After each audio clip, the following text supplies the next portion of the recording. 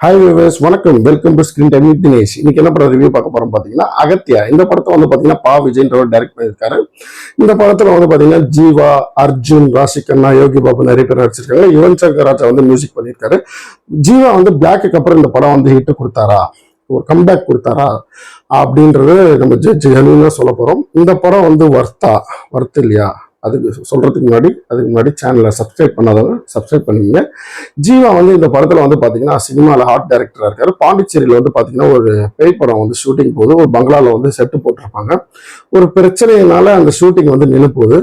ஜீவாவும் அவர் கையில் இருக்கிற காசை வந்து இன்வெஸ்ட் பண்ணியிருப்பாரு செட்டு போடுறதுக்கு.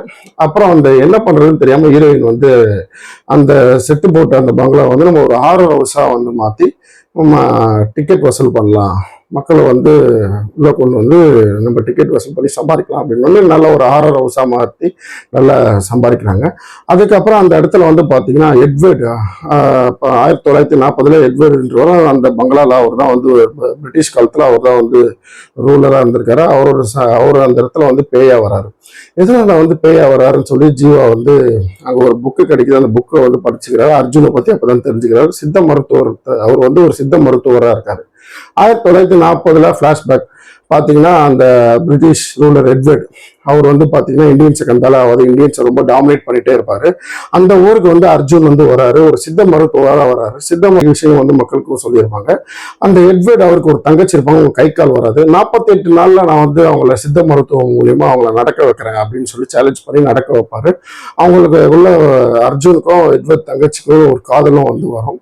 அப்புறம் எட்வர்டும் அர்ஜுனும் நல்ல ஒரு ஃப்ரெண்ட்ஸ் ஆயிடுறாங்க. எட்வர்ட் இந்த மாதிரி இந்தியன்ஸை டாமினேட் பண்ணாம அர்ஜுன் பக்கம் வராரு. நிறைய விஷயங்கள் வந்து அப்படியே போயிட்டே இருக்கு.